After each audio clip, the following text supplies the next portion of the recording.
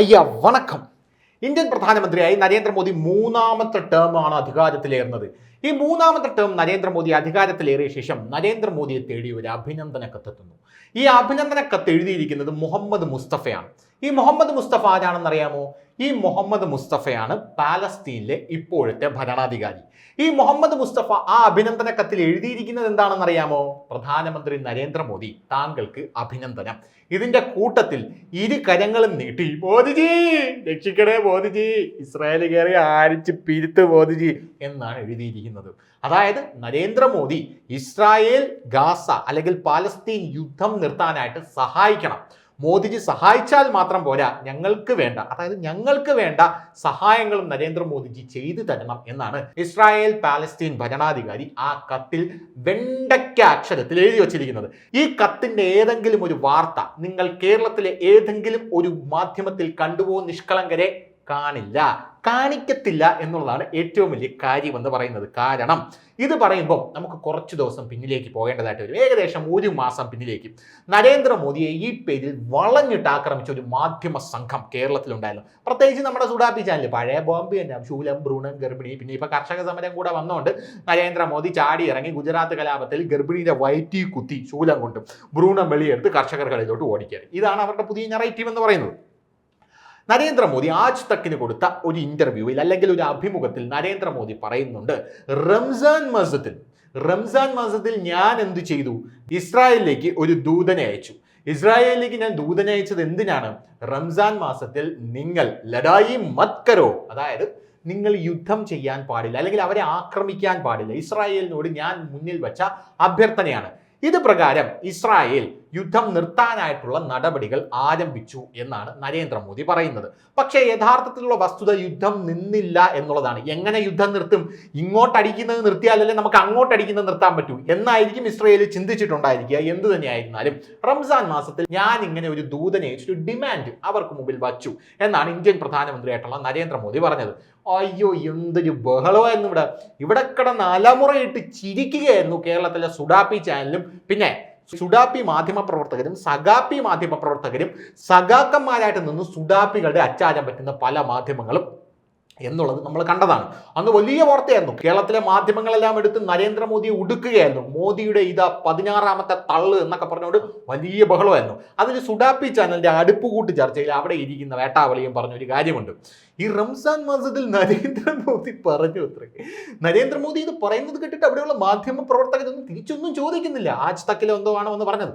തിരിച്ചൊന്നും ചോദിക്കാതെ അവരിരുന്ന് ഇതൊക്കെ വിശ്വസിക്കുകയാണ്. എങ്ങനെയാണ് ഇതൊക്കെ വിശ്വസിക്കുന്നത്? ഇവരിതൊക്കെ എങ്ങനെയാണ് വിശ്വസിക്കുന്നതെന്ന് എനിക്ക് മനസ്സിലാവുന്നില്ല എന്നാണ് സുഡാപ്പി ചാനലുകാരൻ പറഞ്ഞത്. നീ ഇതെങ്ങനെയാണ് വിശ്വസിക്കാതിരിക്കുന്നത് എന്നുള്ളതാണ് എൻ്റെ പ്രധാനപ്പെട്ട ഡൗട്ട് എന്ന് പറയുന്നത്. കാരണം നിങ്ങൾ കണ്ടു വളർന്ന പ്രധാനമന്ത്രി എന്ന് പറയുന്നത് മൻമോഹൻ സിംഗ് ഒക്കെ ആയിരിക്കും. മൻമോഹൻ സിംഗ് എന്ന് പറയുന്നത് സോണിയാഗാന്ധി നടന്നു വരുമ്പോൾ ഇങ്ങനെ ചലിക്കുന്ന ഒരു പ്രധാനമന്ത്രി, ആ പ്രധാനമന്ത്രിയായിരിക്കും നിങ്ങൾ കണ്ടു വളർന്നത്. പക്ഷെ മോദി അങ്ങനെയല്ല എന്ന് ലോകരാജ്യങ്ങൾ മുഴുവൻ തെളിയിച്ച കാര്യമാണ്. കാരണം നരേന്ദ്രമോദിക്ക് കിട്ടിയ ബഹുമതികൾ എടുത്ത് നോക്കിക്കഴിഞ്ഞാൽ തന്നെ അതിന്റെ ഏറ്റവും വലിയ ഉദാഹരണമാണ് GCC രാഷ്ട്രങ്ങൾ, അതായത് ഗൾഫ് രാജ്യങ്ങളെല്ലാം അവരുടെ പരമോന്നത ബഹുമതി മിക്കവാറുമുള്ള എല്ലാ രാജ്യങ്ങളും നരേന്ദ്രമോദിക്ക് കൊടുത്തിട്ടുണ്ട് എന്നുള്ളത് നിങ്ങൾക്ക് അറിയാത്ത കാര്യമൊന്നുമില്ലല്ലോ. അപ്പൊ വെറുതെ നരേന്ദ്രമോദിയെ വിളിച്ചു വരുത്തിയിട്ട് നമ്മുടെ ബാലകീയയിലെ പാട്ടിൽ പോലെ എവിടെ പോകുന്നു നായിക എന്ന് ചോദിക്കുമ്പോൾ ഞാനൊന്ന് മാർക്കറ്റ് വരെ പോവുകയാണ്, എന്നാ പിന്നെ ഒരു പാട്ട് കിട്ടും എന്ന് പറയുന്നത് പോലെ നരേന്ദ്രമോദിക്ക് ഈ ബഹുമതി ഒന്നും കൊടുക്കില്ല എന്ന് നിങ്ങൾക്ക് അറിയാമല്ലോ. അപ്പൊ ഇതൊക്കെ പറയുമ്പോൾ നിങ്ങളുടെ അണ്ണാക്കിൽ പിരിവെട്ടും, അത് വേറൊരു കാര്യമാണ്. അതുകൊണ്ട് ഞാൻ അതിലോട്ട് കടക്കുന്നില്ല, പ്ലീസ് ഡോണ്ട് മിസ്അണ്ടർസ്റ്റാൻഡ്. അപ്പോ നരേന്ദ്രമോദി അവിടെ യുദ്ധം നിർത്തി എന്നാണ് പറയുന്നത്. പക്ഷെ നരേന്ദ്രമോദി യുദ്ധം നിർത്തിയിട്ടും ഈ അടുപ്പ് കൂട്ടി ചർച്ചയിൽ ഇന്ന് ലവ്മാര് പറയുന്നതാണ്, യുദ്ധം നിർത്തിയിട്ടും അവിടുത്തെ അൽ ഷിഫ ആശുപത്രി ഇസ്രായേൽ വളയുകയാണ്. ഇസ്രായേൽ വളഞ്ഞ് ഈ റംസാൻ കാലത്തെ ഏറ്റവും വലിയ കൊടുമ അതായിരുന്നു. അതായത് ഈ അൽ ഷിഫ ആശുപത്രി ഇസ്രായേൽ വളയുന്നു. സീസോ വൽഷിഫ, ഇതാണ് എൻ്റെ പേര്. ഈ സീസോ വൽഷിഫയിൽ അൽ ഷിഫ ആശുപത്രി ഇസ്രായേൽ വളയുന്നു. ആ ആശുപത്രിയിലേക്ക് ഇസ്രായേൽ പട്ടാളം ഇരച്ചു കയറുന്നു. ഹമാസ് പടയാളികൾ, അയ്യോ ഞങ്ങളെ ഒന്നും ചെയ്യില്ലേ, ഞങ്ങൾ പാവമാണ്. ഹമാസ് പടയാളികളല്ല, ഹമാസ് പാർട്ടി എന്നാണ് ആ വേട്ടാവളി അതിനകത്ത് ഉപയോഗിച്ച വാക്ക്. അയ്യോ ഞങ്ങൾ ഇത് ചെയ്യല്ലേ, ഞങ്ങൾ പാവമാണ് എന്ന് പറഞ്ഞിങ്ങനെ കൈകൂപ്പി ഇങ്ങനെ നിൽക്കുന്നു. അപ്പൊ ഹമാസ് പാർട്ടിയിലെ ആൾക്കാരെ മുഴുവൻ ഇവർ പിടിച്ചെടുക്കുന്നു. അതിനകത്തുള്ള ICUവിലൊക്കെ ഇവന്മാർ വലിഞ്ഞു കയറുന്നു. എന്താ ഇവ നേരിട്ട് കണ്ടതുപോലെയാണ് പറയുന്നത്. ICUവിലേക്ക് ഹമാസ് പട്ടാളം ഇരച്ചു കയറുകയാണ്. ഹമാസ് പട്ടാളം ഇരച്ചു കയറി അവിടെ ഇങ്ങനെ ICUവിൽ ഇങ്ങനെ ശ്വാസം കിട്ടാതെ കിടക്കുന്ന, ഓക്സിജൻ മാസ്ക് വെച്ച് കിടക്കുന്ന അവിടെ പാവപ്പെട്ട സ്ത്രീകളുടെ മുഖത്തെ മാസ്ക് ഒക്കെ എടുത്ത് മാറ്റുകയാണ് എന്നുള്ള രീതിയിൽ നേരിട്ട് കണ്ടതുപോലെയാണ് അങ്ങ് വച്ച് കീച്ചുന്നത് എന്നുള്ളതാണ് വേറൊരു കാര്യം. അപ്പൊ ഇങ്ങനെ ക്രിയാത്മകമായിട്ട് അലങ്കാരികമായിട്ട് ക്രിയേറ്റിവിറ്റി കുത്തിക്കയറ്റി പല കാര്യങ്ങളും ഇങ്ങനെ പറഞ്ഞുകൊണ്ടിരിക്കുന്നത്. ആശുപത്രി എന്ന് പറഞ്ഞാൽ അവർക്കുള്ള ഏക ആശ്രയമായിരുന്നു എന്നൊക്കെ ഉള്ള ഒരു സംഭവം ഇങ്ങനെ പറയുന്നുണ്ട്. ഇനി വേറൊരു കാര്യം പറഞ്ഞുതരാം. ഈ ഹമാസ് നിങ്ങൾ പറഞ്ഞല്ലോ പാർട്ടി, ഈ തീവ്രവാദികളായിട്ടുള്ള ഈ പാർട്ടിക്കാരന്മാരുടെ പ്രധാനപ്പെട്ട ഹോബി എന്ന് പറയുന്നത് സ്ത്രീകളെയും കുട്ടികളെയും മുന്നിൽ നിർത്തി യുദ്ധം ചെയ്യുക എന്നുള്ളതാണെന്ന് എല്ലാവർക്കും അറിയാവുന്ന കാര്യമാണ്. സ്ത്രീകളെയും കുട്ടികളെയും ഇവർ മുന്നിൽ നിർത്തും. എന്നിട്ട് ഇസ്രായേൽ വന്ന് സ്ത്രീകളെയും കുട്ടികളെയും മാറ്റി നിർത്തണമെന്ന് പറഞ്ഞാലും ഇവന്മാർ കേൾക്കത്തില്ല.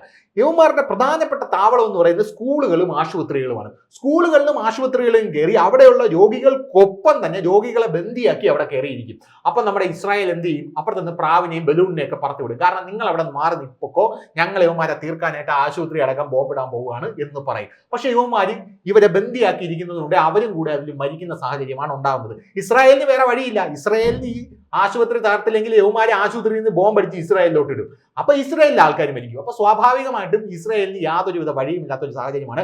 അങ്ങനെ ആൾക്കാർ മരിക്കണം എന്നുള്ളത് ഹമാസിന്റെ ഏറ്റവും വലിയ ആവശ്യമാണ്. അങ്ങനെ ആൾക്കാർ മരിച്ചാലേ അവരെ ചിത്രം ഉയർത്തി കാട്ടിക്കൊണ്ട് ഹമാസിന് ലോകരാജ്യങ്ങൾക്ക് മുമ്പിൽ ആ ഒരു സഹതാപം പിടിച്ചു പറ്റാനും ഫണ്ട് മേടിച്ചെടുക്കാനും സാധിക്കുകയുള്ളൂ എന്നുള്ളത് വേറെ ഒരു കാര്യം. അപ്പൊ ഈ ഒരു വസ്തുതയൊക്കെ മറച്ചു വെച്ചുകൊണ്ട് ന്യായീകരിച്ച് മെഴുകുക, അങ്ങ് വെള്ളം അങ്ങ് പൂശി അടിക്കുക, അങ്ങനെ അടിച്ചുകൊണ്ടിരിക്കുകയാണ്. അപ്പോൾ സ്വാഭാവികമായിട്ടും ഇങ്ങനെ നരേന്ദ്രമോദി അന്ന് കളിയാക്കി. നരേന്ദ്രമോദി പറഞ്ഞിട്ട് യുദ്ധം നിർത്താൻ പറഞ്ഞത്രേ എന്നൊക്കെ പറഞ്ഞ് വലിയ രീതിയിലുള്ള ബഹളമായിരുന്നു. പക്ഷേ ഈ കത്ത്, അതായത് പാലസ്തീന്റെ മുഹമ്മദ് മുസ്തഫയുടെ ഈ കത്ത് നരേന്ദ്രമോദിയുടെ അടുത്തേക്ക് വന്ന ശേഷം ദേശീയ മാധ്യമങ്ങളൊക്കെ ഇത് വാർത്തയാക്കി. കേരളത്തിൽ ഒരൊറ്റ മാധ്യമങ്ങൾ ഇത് വാർത്തയാക്കിയില്ലല്ലോ. എന്ത് പറ്റി? ധൈര്യം ചോർന്നു പോയോ?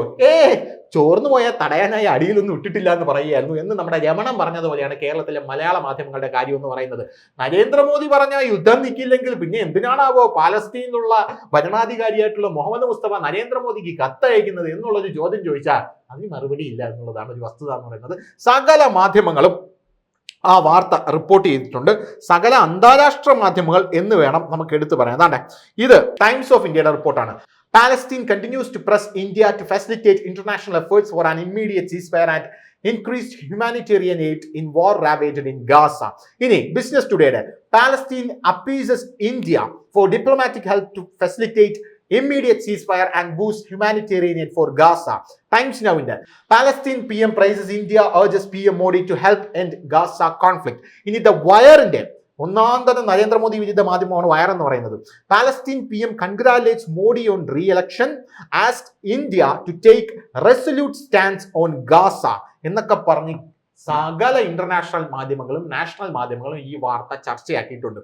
നേരത്തെ യുക്രൈൻ യുദ്ധം നടന്നപ്പോഴും ഇന്ത്യൻ പ്രധാനമന്ത്രിയെ കളിയാക്കുന്ന നിലപാടാണ് കേരളത്തിലെ സകല മാധ്യമങ്ങളും എടുത്തത്. പിന്നെ നിങ്ങൾ നട്ടലുള്ള ഒരു പ്രധാനമന്ത്രിയെ കണ്ടിട്ടില്ല എന്ന് പറയുന്നത് നരേന്ദ്രമോദിയുടെ ഒരു കുഴപ്പമില്ലല്ലോ.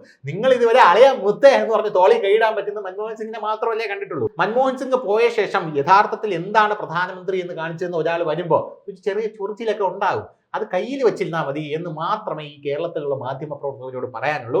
ഇനി നരേന്ദ്രമോദിക്ക് പാലസ്തീനിലുള്ള മുഹമ്മദ് മുസ്തഫ ഇത്തരത്തിലുള്ള കത്തെഴുതിയ ശേഷം നരേന്ദ്രമോദി എന്തെങ്കിലും ഒരു നടപടി സ്വീകരിച്ചോ എന്നുള്ളത് വ്യക്തമല്ല.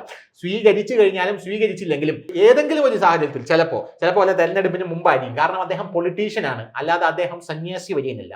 അതുകൊണ്ട് പൊളിറ്റിക്സിൽ ഇത്തരത്തിലുള്ള കാര്യങ്ങൾ പറയേണ്ട സമയത്ത് പറയും, കേട്ടല്ലോ. അപ്പോൾ അങ്ങനെ ഏതെങ്കിലും ഒരു സാഹചര്യത്തിൽ അത്യാവശ്യ ഘട്ടങ്ങളിൽ നരേന്ദ്രമോദിയുടെ ഇമേജ് കുറച്ച് അദ്ദേഹത്തിന് ബൂസ്റ്റ് ചെയ്യാനായിട്ട്, കാരണം പൊളിറ്റിക്സിൽ നമ്മളെ തന്നെ ഉയർത്തിയാലേ പറ്റത്തുള്ളൂ, അല്ലാതെ കണ്ടവന്മാരൊന്നും നമ്മളെ ഉയർത്താൻ പറ്റത്തില്ല, അടി കൂടെ ആ പഠിക്കാനേ പറ്റത്തുള്ളൂ. അതുകൊണ്ട് നരേന്ദ്രമോദി ആ സമയത്ത് ചിലപ്പോൾ പറഞ്ഞേക്കും പലസ്തീൻ ഭരണാധികാരിയായിട്ടുള്ള മുഹമ്മദ് മുസ്തഫ അദ്ദേഹം എനിക്കൊരു കത്തയച്ചു ഇസ്രായേൽ യുദ്ധം നിർത്തണമെന്ന് പറഞ്ഞുകൊണ്ട് എന്ന് പറയുമ്പോൾ വീണ്ടും ഇവന്മാർ അടുപ്പ് കൂട്ടും. ഇവന്മാർ അടുപ്പ് കൂട്ടിയിട്ട് പറയും കത്തയച്ചു അത്രേ പാലസ്തീനെ, ഇത് എവിടെ നിന്ന് കിട്ടി ഈ തള്ള് എന്ന് പറയുമ്പോൾ വീണ്ടും വരും. അതൊന്നും നിങ്ങളുടെ കുഴപ്പമല്ല. നിങ്ങളുടെ തലയിൽ നിങ്ങൾ പേറിയിരിക്കുന്ന മണ്ടത്തരത്തിന്റെ അളവിന്റെയും അത് നിയന്ത്രിക്കുന്ന ആദർശത്തിന്റെയും ഒരു ഗോവിന്ദ സ്റ്റൈൽ വന്നല്ലേ നമ്മുടെ അപ്പം ഗോവിന്ദന്റെ ആ ആദർശത്തിന്റെയും കുഴപ്പമാണ് എന്ന് പറഞ്ഞുകൊണ്ട് നിർത്തുന്നു. നന്ദി, നമസ്കാരം.